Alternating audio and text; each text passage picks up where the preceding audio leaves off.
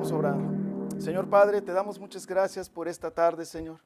Te pido, Padre, que me uses, Señor, que tú hables a través de mí, Señor Padre. Que tu nombre sea glorificado, que tu nombre sea exaltado y levantado, Señor Padre. Y que tu palabra caiga en tierra fértil en esta noche, Señor Padre, para que pueda avivar, Señor, a aquellas personas, a cada uno de nosotros, Señor. En el nombre de Jesús, Señor, te lo pedimos. Amén. Salmo 126 es un salmo especial, es un salmo que trae muchos recuerdos al pueblo. Este salmo trae la memoria a recuerdos tristes, recuerdos felices de un gran evento histórico que sucedió al pueblo de Israel. Es un salmo donde Israel presenta agradecimiento y petición ante Dios. O sea, ellos están presentados, están agradecidos de lo que sucedió en el tiempo pasado. Y Israel recuerda este acto divino de liberación que Dios hizo a cada uno de ellos. Dios los liberó. Y ellos anhelan en este momento, en este salmo, ellos están anhelando ver otra vez esa mano libertadora de Dios. Ese anhelo, ese deseo que tienen en este momento, en este salmo, es un deseo que tienen, es un anhelo que está en su corazón, porque ya sucedió una vez en el pasado. Y tienen un anhelo que vuelva a suceder otra vez. ¿Y qué es lo que pasó?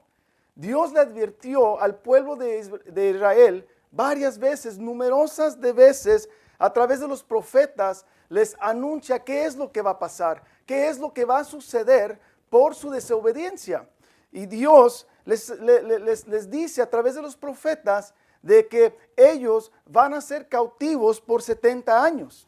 Y fueron cautivados por el pueblo de Babilonia, sí los esclavizó. Ellos sufrieron las consecuencias de la desobediencia. Entonces vemos que la desobediencia produce un acto negativo en nuestra vida. En la vida de Israel precisamente estamos hablando. Pero después de todo esto, vino una esperanza al pueblo de Israel.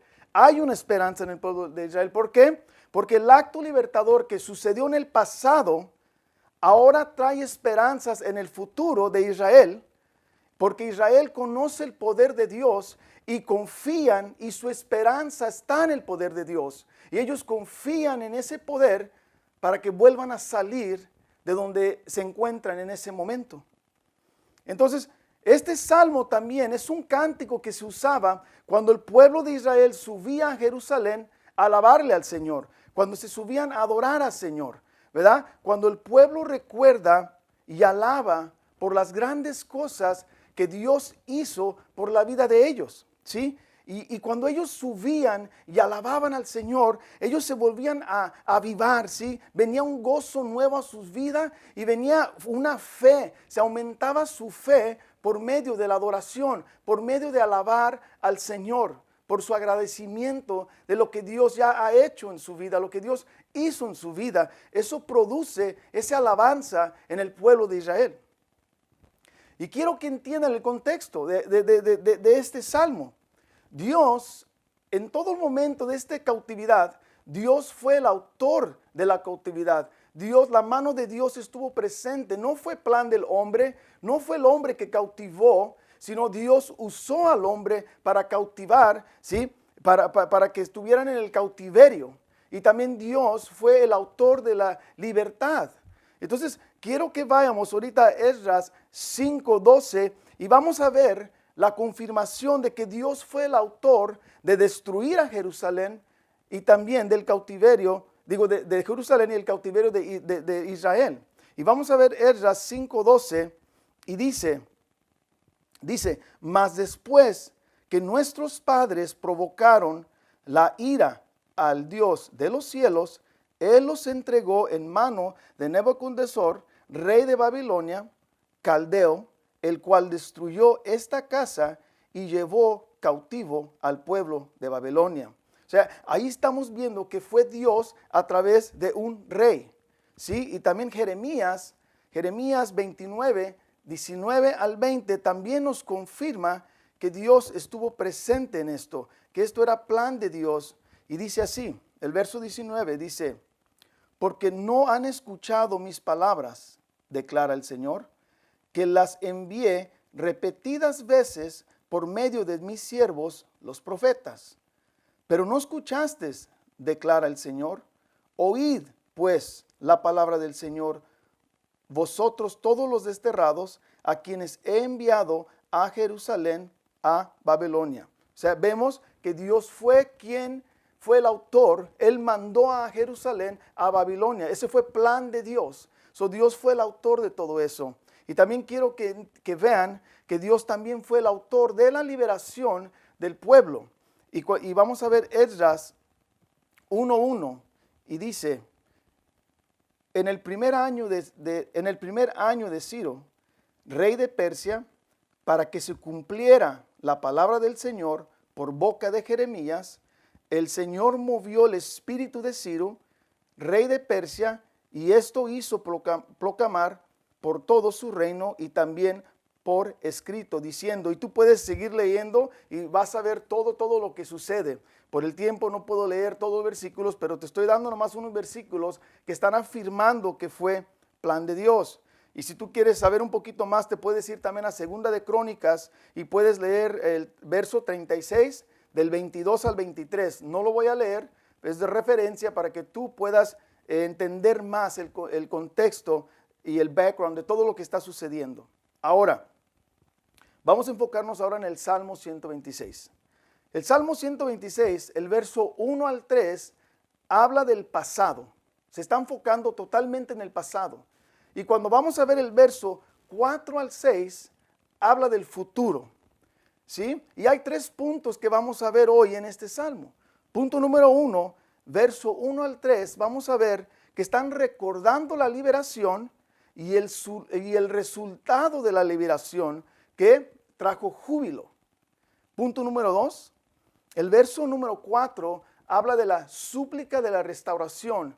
Vemos a Israel suplicando por esta restauración. Y punto número 3, el verso 5 a 6, vamos a ver la súplica contestada. Eso es lo que vamos a ver. Entonces vamos a leer todo el Salmo 126 para poder entrar y entenderlo. El Salmo 126, verso 1 dice, cuando el Señor hizo volver a los cautivos de Sión, éramos como los que sueñan. Entonces nuestra boca se llenó de risa y nuestra lengua de gritos de alegría. Entonces dijeron entre las naciones, grandes cosas ha hecho el Señor con ellos. Grandes cosas ha hecho el Señor con nosotros. Estamos alegres. Haz volver, Señor, a nuestros cautivos como las corrientes en el sur. Los que siembran con lágrimas segarán con gritos de júbilo. El que con lágrimas anda llevando la semilla de la siembra, en verdad volverá con gritos de alegría trayendo sus gavillas. Entonces, vamos a enfocarnos en el verso número 1. Y el Salmo comienza con recordando o hablando de las grandezas de Dios. Está hablando de lo que Dios ya hizo en la vida de ellos. Y yo creo que Esdras fue el que escribió este Salmo, más no está 100% confirmado, pero muchas de las personas que han estudiado y escriben apuntan también a Esdras. Entonces, yo creo que de veras fue Esdras y ahorita vamos a ver por qué. Pero en el principio están hablando de las grandezas de Dios, de lo que Dios ya hizo. Están hablando de la liberación de los cautivos y esta liberación fue un cumplimiento profético, porque Amos y Jeremías lo declararon. Ellos fueron que declararon esto. Y vamos a ver aquí Amos 9:14 para ver.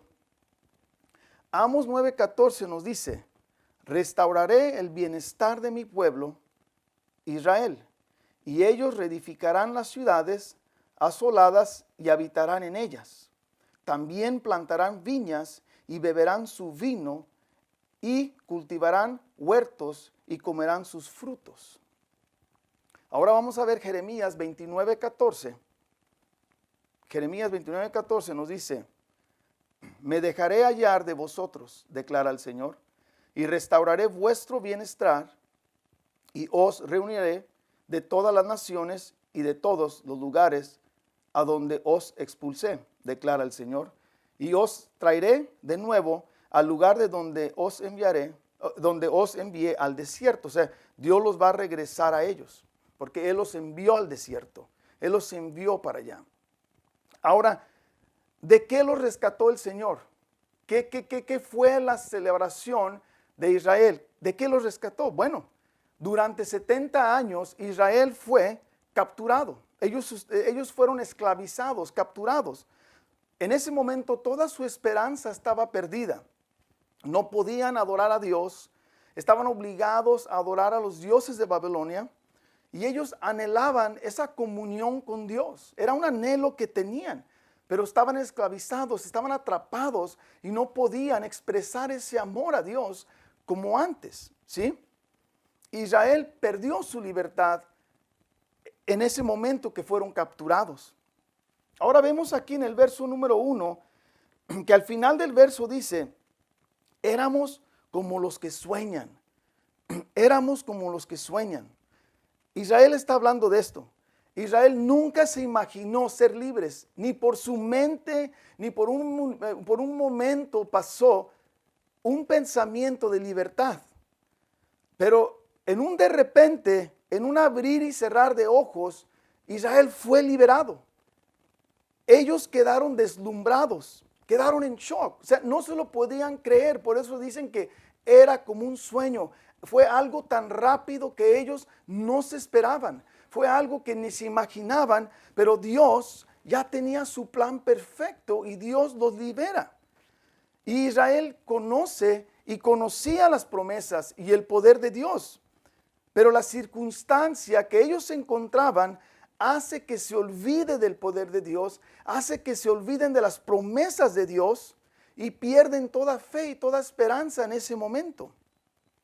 Pero aquí vemos en este acto poderoso del Señor que solamente Dios puede rescatar de la esclavitud. Es lo que estamos viendo en el verso número 1, que solamente Dios puede liberarte, que solamente Dios puede traer escapatoria de tu esclavitud. Y cuando vamos al verso número 2 dice, entonces nuestra boca se llena de risa y nuestra lengua de gritos de alegría. Entonces dijeron entre las naciones, grandes cosas ha hecho el Señor con ellos. Las bocas se llenan de risa y alegría. Quiero que entiendan que esta alegría no es una alegría humana, no es una alegría que produce un ser humano. Esta alegría es una alegría que solamente Dios puede traer a ti a través de una liberación, a través de que tú eres liberado de la esclavitud, que tú eres liberado de esa circunstancia. Y esta palabra en su lenguaje original, alegría, significa un sonido escalofriante. O sea, esa es la alegría que ellos tenían. Fue un sonido que las naciones escucharon. Fue tan escalofriante que las personas que escucharon ese sonido, ese grito de alegría, produjo escalofrío en ellos. Y fíjate, ¿y cómo sé que eso es? Porque dice aquí que entonces dijeron entre las naciones, o sea, las naciones hablaron. Y eso era un propósito de Dios. El propósito de Dios para que Dios sea magnificado. Ese fue el propósito de Dios de liberarlos, para que su nombre, para que Él sea magnificado y glorificado. El grito era tan hermoso, era de grandes decimales, que las naciones hablan de este evento. Las naciones están hablando de este evento durante los gritos, durante las celebraciones, durante el momento de adoración. Las naciones escuchan la adoración. ¿Sí? Las naciones escuchan la alegría, las naciones escuchan los gritos de júbilo que ha producido esta liberación, esta salvación que Dios ha traído. Y era plan de Dios que las naciones hablaran y conocieran el poder de Dios. Y esto lo vemos en Ezequías 36 al 23. En Ezequiel 36, 23, y dice, vindicaré la santidad de mi gran nombre, profanado entre las naciones, el cual vosotros habéis profanado en medio de ellas. Entonces las naciones sabrán que yo soy el Señor, declara Señor Dios, cuando demuestre mi santidad entre vosotros a la vista de ellos. Josué 4:24, fíjate lo que dice. Josué 4:24 dice, para que todos los pueblos de la tierra conozcan que la mano del Señor es poderosa, a fin de que teméis al Señor vuestro Dios para siempre. Isaías 52:10 dice, el Señor ha desnudado su santo brazo a la vista de todas las naciones, y todos los confines de la tierra verán la salvación de nuestro Señor. Dios salva a Israel. Dios salva a su pueblo. Ves que las promesas de Dios nadie las puede cancelar. Nada, ni tú, ni tus actos, ni nadie puede cancelar esas promesas de Dios, porque son promesas de un Dios eterno, un Dios que es perpetuo, y sus promesas jamás van a quedar canceladas. Ahora vamos a ver el verso número 3, simplemente es una afirmación de lo que declaró las naciones, porque las naciones hablaron de ese gran evento, y número 3 simplemente está afirmando y dice, grandes cosas ha hecho el Señor con nosotros. Estamos alegres. Simplemente es la afirmación de que Dios en verdad ha hecho cosas grandes para el pueblo y en verdad ha producido una alegría que solamente Dios puede traer a través de ese acto, a través de ese acto. Verso número 4 dice, haz volver, Señor, a nuestros cautivos como las corrientes en el sur. Israel está pidiendo a Dios que restaure como el tiempo, que restaure este tiempo presente, así como hace muchos años Él los había restaurado y los había salvado. Y ellos saben que Dios puede hacerlo otra vez. O sea, Israel ya conoce el poder de Dios. Israel ya conoce las promesas de Dios. Dios ha sacado a Israel desde el principio de su palabra. Israel fue sacado de muchos problemas por Dios, por su mano, por su poder. Israel conoce y las generaciones fueron conociendo el poder de Dios. Pero aquí vamos a entender, o sea, ¿por qué Israel está diciendo, haz volver, Señor, a nuestros cautivos? Verso número 1 me dice que ya fueron liberados. Verso número 1 nos está diciendo que ellos están contentos por esa liberación. Pero aquí en el verso número 4 están pidiendo ser liberados otra vez. ¿Qué sucedió? O sea, ¿por qué lo están pidiendo otra vez? ¿Por qué están clamando que Dios haga ese milagro una vez más con sus vidas? Bueno, de acuerdo a lo que se estudió y lo que encontré, después de la liberación pasaron aproximadamente 4 meses del exilio y Israel cae en pecado otra vez. Israel regresa a sus andadas. Israel regresa a su esclavitud, pero del pecado. Israel regresa. Israel otra vez es esclavo del pecado. Dice aquí que los sacerdotes, los levitas y Israel vuelven a caer. No voy a leer todos estos versos, pero como referencia, Esdras 9, del 1 a 15, te da el entendimiento de lo qué fue lo que pasó. Y lo voy a reducir, simplemente lo que pasó es que se empezaron a mezclar con otras mujeres, empezaron a mezclar el linaje, empezaron a mezclarse con las cosas que estaban haciendo los otros pueblos. O sea, Israel regresa a su estado principal, a su estado original. Israel no entendió, Israel vuelve a caer otra vez en el mismo pecado y caen en la esclavitud una vez más. Entonces es por eso que están pidiendo una vez más ser rescatado. Están pidiendo una vez más que Dios venga y los rescate, que Dios venga y los libere. Y si tú ves en Esdras 10, no lo voy a leer, pero en Esdras 10, tú ves el dolor que él tiene en su corazón. Cuando van y le dicen que Israel no entiende, que Israel está cayendo en las mismas andadas, eso quebranta, eso le da un dolor a Esdras, que dice que él llora orando al Señor, él intercede llorando, él llora por el Señor, él clama al Señor en llanto, intercesión, porque le dolió tanto saber que después de de la liberación, vuelven a caer en las mismas andadas. Vemos aquí que Israel necesita otra vez un milagro. Necesitan otra vez la mano de Dios para salvarles, para ayudarles. Israel tiene que entender que solamente Dios puede ayudarles y que solamente Dios está con ellos y Dios los va a sacar de ahí una vez más. Y si nos vamos aquí en el mismo verso donde dice, haz volver, Señor, a nuestros cautivos. Israel recuerda del gran milagro que Dios hizo cuando los rescató. Nueva restauración es necesaria en el presente, así como Dios lo hizo en el pasado. Eso es lo que tenemos que entender. Nada, ni nadie va a poder rescatar a Israel más que el poder y la mano de Dios. Es lo único, es lo único. Y el pasado trae esperanza al pueblo de Israel.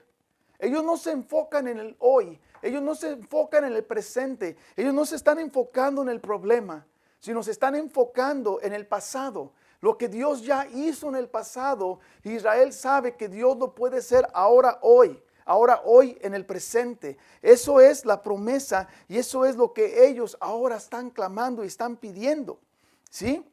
Y Israel sabe que Dios los puede salvar. Y luego cuando tú ves aquí en ese mismo verso que dice, a nuestros cautivos, haz volver, Señor, a nuestros cautivos.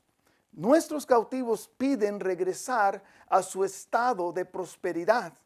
Sí, porque Israel fue cautivado y Israel regresa a un lugar sin vida, a un lugar muerto, a un lugar donde no hay nada, donde la tierra está seca, donde no puede ni sembrar. Israel está en un lugar que no se puede ni habitar. Entonces por eso ellos están pidiendo, Señor, regresa, Señor, nuestros cautivos. O sea, regresa en la palabra, en su original, cautivos, está hablando de la prosperidad. Regrésame a mi estado de anterior. Regrésame cuando había fruto. Regrésame cuando esta tierra había agua. Cuando esta tierra era hermosa, Señor. Cuando no nos faltaba nada. Ellos querían regresar a ese estado.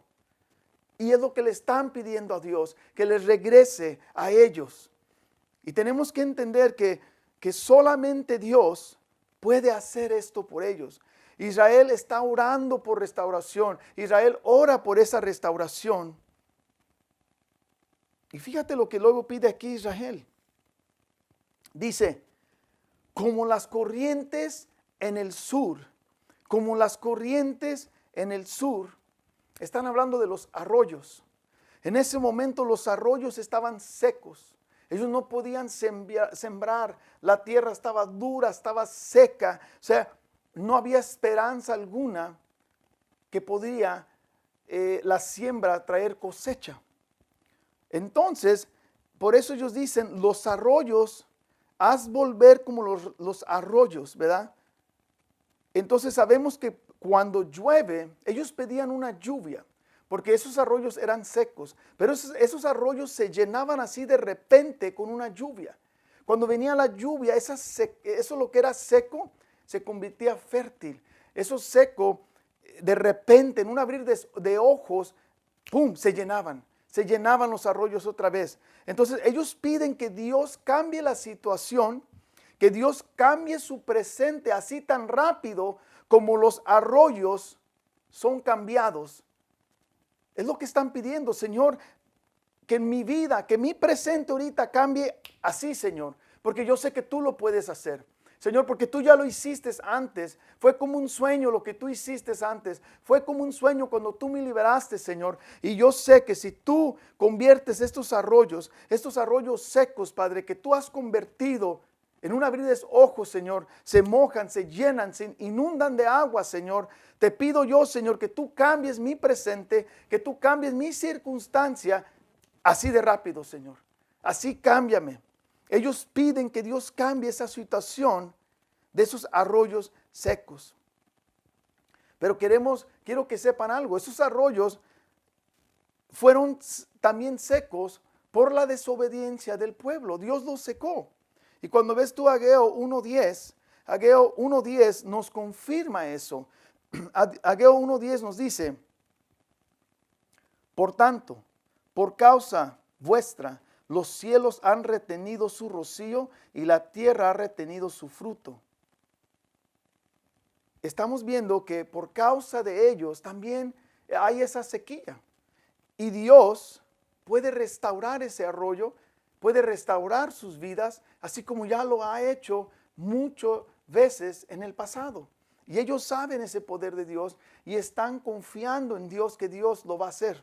Le están pidiendo a Dios. Israel sabe que solamente Dios puede restaurar la tierra. Es decir, que solamente Dios puede traer vida. Porque agua produce vida. Y sin agua, sus tierras no van a producir cosecha, no va a traer vida. Y ellos quieren esa vida, quieren experimentar eso de nuevo otra vez. Entonces, Israel necesita agua para su cosecha y la tierra está seca y solamente esa mano hermosa de Dios puede producir fruto en sus vidas.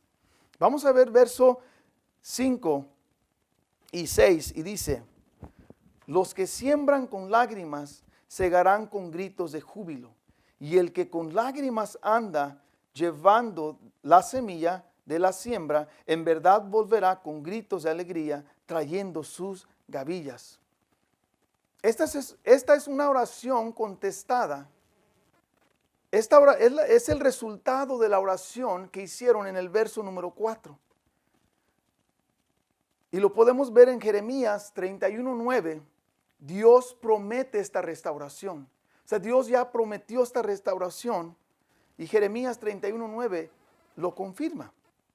Dice: con llanto vendrán y entre súplicas los guiaré.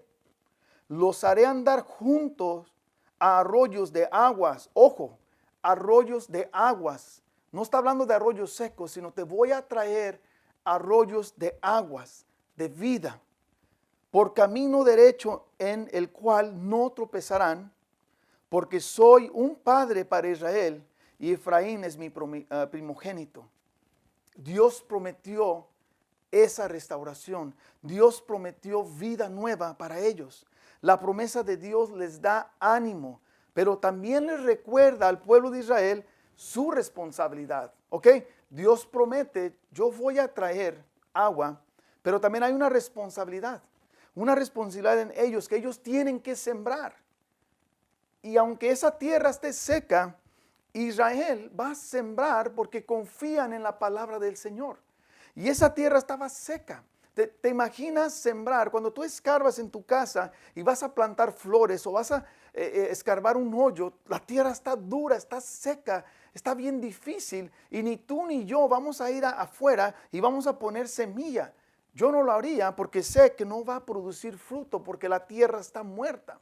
Pero Israel confía en el poder de Dios y van a sembrar y van a actuar porque la fe es acción y ellos están poniendo esa fe en acción y van a sembrar. Y fíjate, tal vez es la única semilla que ellos tienen en ese momento. No es como tú y yo que se nos acaba la semilla se muere, vamos a Home Depot, vamos a Menards y compramos semilla nueva. Esa puede ser la única semilla que ellos tienen, pero ellos saben que el Dios Todopoderoso prometió traer agua a los arroyos, cual activa la fe en ellos y activa que van a ir a sembrar. Entonces ellos lo hacen con la total esperanza, esperando que Dios va a traer vida nueva. Dios va a traer esa cosecha. Dios va a traer ese fruto a cada uno de ellos. Entonces, pero la palabra aquí dice, fíjate lo que dice. Dice aquí que los que siembran con lágrimas segarán con gritos de júbilo. Te está diciendo aquí que va a haber esfuerzo. Vas a sembrar con lágrimas. Tú vas a esforzarte, tú vas a poner en acción y vas a sembrar y vas a esperar. Pero fíjate aquí que dice: los que siembran con lágrimas segarán con gritos de júbilo. O sea, después de tu siembra, después que Dios active su promesa, va a haber júbilo en ti. ¿Por qué? Porque tú vas a ver la recompensa, vas a ver la cosecha, porque tú sembraste en fe. Y fue un sacrificio grande, pero la mano de Dios trajo la cosecha y produjo júbilo en tu vida. Y es lo que estamos viendo. Y Dios produce eso. Pero también vemos aquí que cuando nos está diciendo, Los que siembran lágrimas segarán con gritos. Esta palabra también es plural. Lágrimas es plural y gritos es plural. Este es una promesa perpetua. Es una promesa, no nomás dice que va a haber lágrima, ¿sí? O va a haber grito. Sí, está hablando de gritos y está hablando de lágrimas, plural. Una promesa perpetua que Dios hace para su pueblo. Una promesa que Dios va a cumplir. Y vemos en el verso número 6 que dice, el que con lágrimas anda llevando la semilla de la siembra, en verdad volverá con gritos de alegría, trayendo sus gavillas. Aquí estamos viendo que la cosecha va a producir algo grande. La semilla, una semilla va a producir algo grande. ¿Por qué algo grande? Porque está hablando aquí de una palabra gavillas. La palabra gavillas habla de un manojo de cosas. O sea, no está diciendo que vas a agarrar una cosa. Dios dice que después que tú siembras en fe y después que venga el agua al arroyo, vas a sembrar abundantemente. ¿Por qué? Porque tú vas a recoger gavillas, tú vas a recoger manojos de cosas. Entonces, por eso Israel se atreve a sembrar, porque saben que Dios va a producir ese fruto. Y no es el esfuerzo de Israel, no es que Israel es santo, no es que Israel se lo merece, es porque Dios ama a Israel y Dios ama a su pueblo y Dios cumple sus promesas. Y Dios jamás nos va a abandonar a cada uno de nosotros. Entonces, todos estos versos, ¿qué nos habla a nosotros? Todos estos versos, toda esta liberación que hemos visto por la mano de Dios, ¿qué te habla a ti y qué me habla a mí en este momento? Tenemos que hacernos una pregunta en este momento: ¿y en quién estás confiando? ¿En qué está tu confianza? ¿Tu confianza en este momento en qué está? ¿Está en el presidente? ¿Está en la vacuna? ¿Está en el cheque? ¿Está en mi trabajo? ¿En qué está mi esperanza? Si algo aprendimos hoy, nuestra esperanza debe estar en las promesas de Dios. Nuestra esperanza debe estar en lo que Dios ya ha prometido en su palabra, porque sabemos que su palabra y sus promesas jamás se van a expirar, porque Dios es un Dios eterno y sus promesas son eternas. Pase lo que pase, sucede lo que sucede, su palabra jamás va a dejar de existir y sus promesas jamás, porque Dios es eterno y su palabra es eterna. Entonces, pon tu confianza en Dios, fija tu mirada en Dios y olvídate lo que está sucediendo alrededor. Ahora, debes pensar en esto. En estos momentos tal vez tú puedes estar pensando, todo lo que me está sucediendo, o sea, ¿qué de bueno ha sucedido en mí? O sea, en pocas palabras, piensa de dónde Dios te ha rescatado a ti. Piensa en el rescate más grande en la historia tuya, en la historia mía. ¿Cuál es ese rescate más grande que Dios ha hecho en tu vida? ¿Qué es esa alabanza y esa gloria y adoración que Dios debe recibir por la cosa más grande, el rescate más grande que hizo en tu vida y en mi vida? Dios nos salvó. Dios nos rescató, y si nada más bueno viene, es lo único que necesitamos, es la salvación del Señor, es el rescate del Señor. Y debemos que gritar con júbilo ese rescate, debemos que gritar para que las naciones, para que los vecinos, para que todos aquellos que están pasando por tribulación, por todos aquellos que están pasando por momentos difíciles, para todos aquellos que no están con esperanza, que tu júbilo por la salvación, por tu júbilo de lo que Dios hizo en tu vida, traiga esperanza a ellos también, que tú puedas producir también esperanza en los demás a través de lo que Dios hizo en tu vida. Si tú puedes traer esperanza a tu familia que no conoce a Dios, a tus amigos que no conocen a Dios, a las personas que no conocen a Dios. ¿Por qué? Porque Dios promete a cada uno de sus hijos y sus hijas, todos aquellos que son salvos, Dios nos promete la eternidad con Él. Y eso es nuestro gran premio, que cuando Él venga por nosotros, vamos a estar con Él en júbilo, en adoración, en gritos de alegría. Pero mientras que estamos aquí, debemos estar gritando en júbilo, debemos estar brindando esperanza por ese acto divino que Dios hizo en tu vida y en la mía. Y ese acto también fue como un sueño, porque cuando te imaginaste tú, o cuando me iba a imaginar yo que iba a estar yo en los pies del Señor, cuando me iba a imaginar yo predicando su palabra, hablando de Él. Yo no planeé ser salvo, porque la salvación es producida por Dios. Él me salvó a mí. Yo no elegí ser salvo, Él me salvó a mí, porque es un Dios soberano. Y así como Él causó que Israel fuera cautivado, así como Él también causó que Israel fuera liberado por su soberanía, porque Él es soberano, de igual manera Él es soberano y Él trae esa libertad a nuestra vida. Entonces debemos que alabar y glorificar a Dios por esa salvación que ha traído a sus hijos y a sus hijas. Y ese rescate, el último rescate que el Señor vendrá por cada uno de nosotros, pero mientras que llegue ese rescate hermoso, ¿qué vamos a hacer? Aún más en estos momentos difíciles, ¿qué vamos a hacer? ¿Vamos a llorar? ¿Vamos a reclamarle al Señor? ¿Vamos a fijarnos en lo que no tenemos? ¿Vamos a fijarnos en lo que nos hace falta? ¿O vamos a darle gracias al Señor por ese gran acto que ha hecho en nuestras vidas? Vamos a darle gracias al Señor porque hoy estamos vivos. Vamos a darle gracias al Señor porque tenemos para comer en este día. Vamos a darle gracias al Señor porque hoy amanecimos. Vamos a darle gracias al Señor por su palabra, por su existencia, por todo lo que Él es, por su grandeza, porque es lo que tenemos que hacer como hijos y hijas de Él. Debemos que exaltar y glorificar su nombre, levantar su nombre en alto. Es lo que tú y yo tenemos que hacer. Eso es lo único que debemos de hacer. Y si en estos momentos te falta, en este momento te falta fe, en este momento te falta confianza, en este momento has perdido todo, ¿sí? Y mucha gente literalmente ha perdido todo con estas inundaciones. Sus basements se quedaron sin nada, perdieron literalmente todo el material. Pero deja decirte que estás con vida, deja decirte que estás aquí. Y deja decirte que Dios tiene un plan para ti y para mí. Y esa es la esperanza que debe vivir en nosotros. Así que no seamos cautivados por el momento, sino que seamos cautivados por el amor de Dios. Que seamos cautivados por su palabra. Que seamos cautivados por la promesa que Él ya ha hecho para sus hijos y para sus hijas. Que eso sea nuestro cautiverio. Que estemos encerrados en eso, en los brazos del Señor, porque su palabra promete que en la palabra del Señor dice que Él nos pone en su pecho, que Él nos abraza en su pecho y que Él nos habla, que Él nos consuela. Si te falta consolación, ve a su palabra, busca al Señor. Nadie más te puede consolar, nadie más puede traer esperanza a tu vida más que su palabra.